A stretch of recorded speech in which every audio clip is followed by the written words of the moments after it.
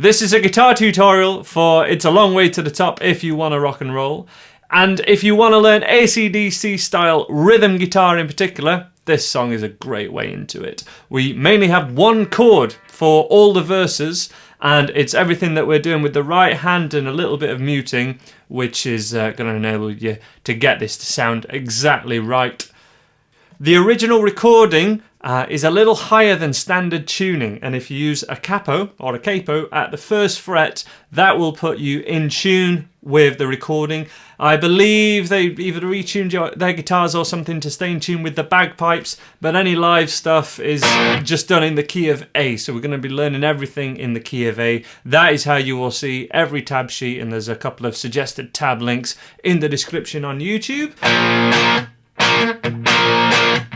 But that is what you would be playing if you were doing this in the key of the recording, playing a one finger A major chord, AC/DC style, our thumb muting the thickest string, but I'm going to do all of this tutorial just proportionate to the open strings and doing this in the key of A.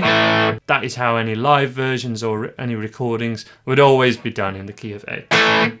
So we play this A major chord. Now we're going to learn this riff in stages. First stage is just playing 3 A chords, 1, 2, 3, and muting and having silence after the second and third strum. 1, 2, 3. That's how we're learning this to begin with, so that beginners can play along to this recording. It is too good not to do it. 1, 2, mute with the right hand here, 3. 1, 2, 3. And that is a mute to get absolute silence, which is done by the outside of the palm of your hand hitting the strings just here. You can hit it lightly, but you need to make sure you're touching every string with the outside of your palm. And have your thumb over the top just here to mute that thickest string, so that we don't have to be too accurate with the pick, but you're sort of going for the middle 4 strings, or even better, string 5, 4 and 3. And then we need to add what are called rock chickas, these little chips. And this, first of all, should be done on beats 2 and 4. This is to enable beginners to be able to do it and get a handle on where the beat falls. As an example, there. So there's beat 2, and there's beat 4. Now remember, that sound is muting both, relaxing your first finger here, so muting the those strings, the middle 2 strings, but also muting with the right hand like this to get this little kick. And that gives us the roll. There's the rock, but the roll is how the riff, or how the notes we play, sort of swing the beat and happen a little bit before or after the beat. And the main pulse falls on beats 2 and 4, which happen there.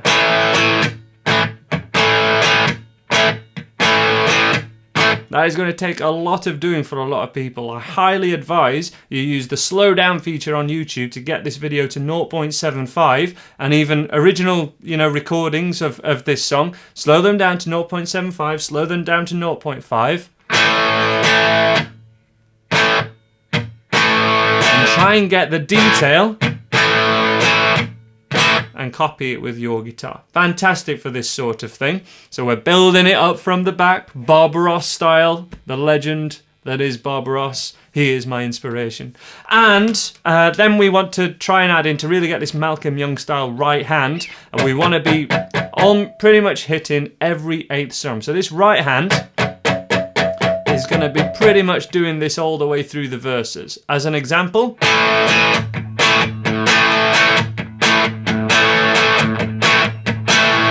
the only one we're not hitting is that second one. Don't hit the one after the first strum.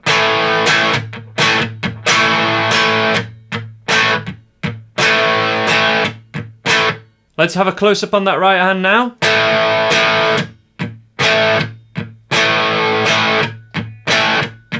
And the real magic or the control is happening with the outside, not the pick. See how the hand lifts and lets the strings breathe? And then sits on the strings like that. Doesn't look a lot different from this angle at all. It's just that outside of the palm lifts. That's where that control and feel comes in, really hitting those chips. So when you're practicing this riff, I advise you highly to practice it in those 3 steps. Jam along to the recording just with 1, 2, 3, 1, 2, 3. Then try and hit beats 2 and 4, which are the main part. That's where your snare drum would hit. We hit that with these rock chickas.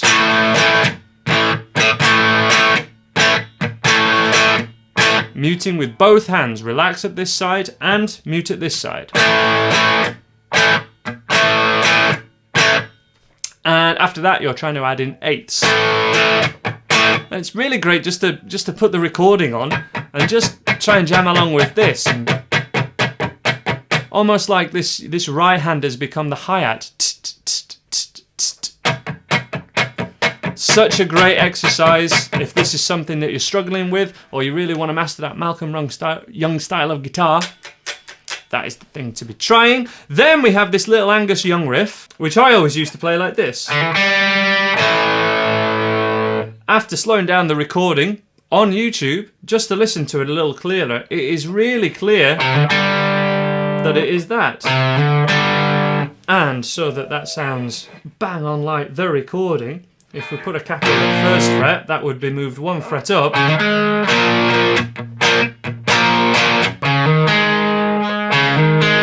So there, it looks like 4th fret and 6th fret, pick, 4th fret, hammer on the 3rd finger, pick string 4. And you could even do a little flick off down.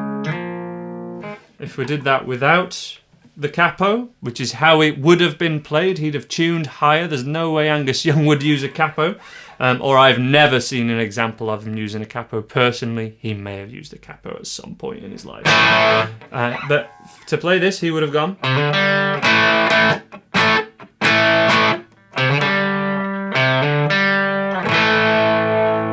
That's what I'd be doing for the recording. You could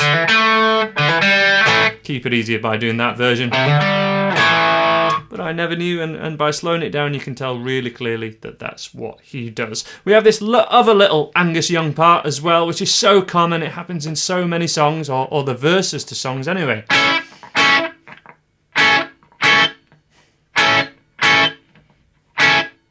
This is using a triad of the highest 3 strings, which are basically 3 notes out of an A major bar chord. Okay, middle finger here, first finger barring the thinnest 2 strings. You could wrap that first finger around the back of the neck and have the thumb over the top, or you can play it like this and have that thumb lower. It doesn't matter. That is happening on the second 2 strums of our main riff. 1, 2, 3, 1, 2, 3, 1, 2, 3. Okay, and to save you jumping up and down the neck, if you want to play it together, play it, the finished 4 strings of the A bar chord. Let the thickest A string ring out. That's what I was doing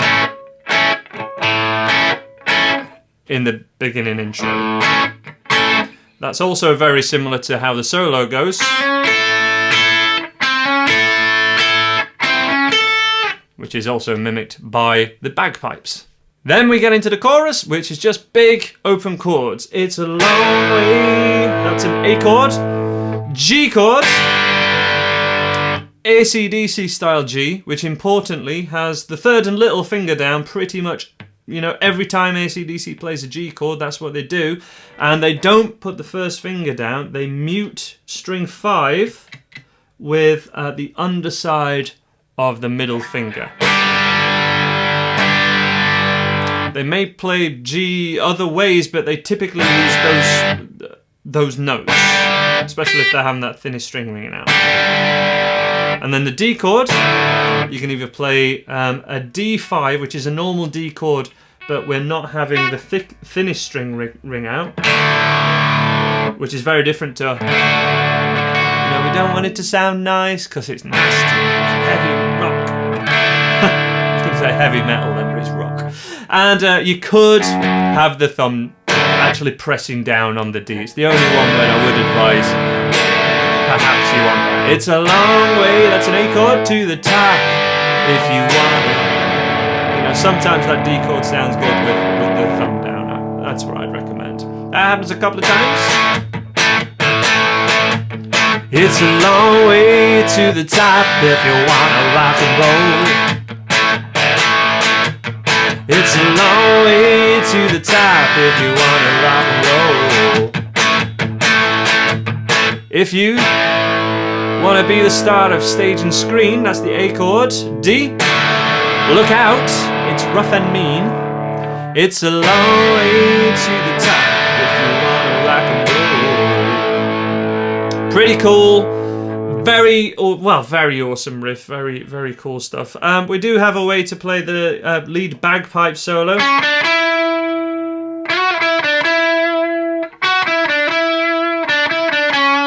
Which you could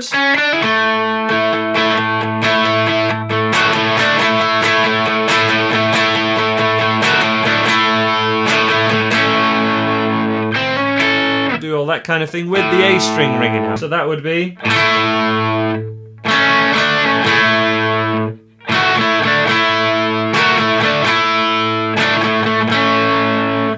and the notes themselves.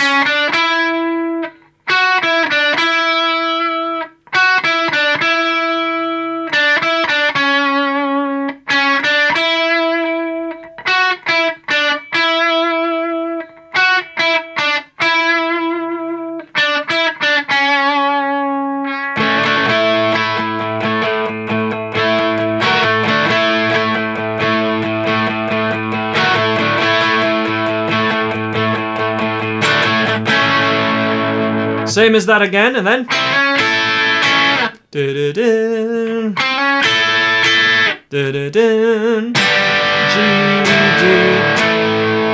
just like the end of the chorus, and then we're back to the main riff, which does occasionally, we take that first finger off.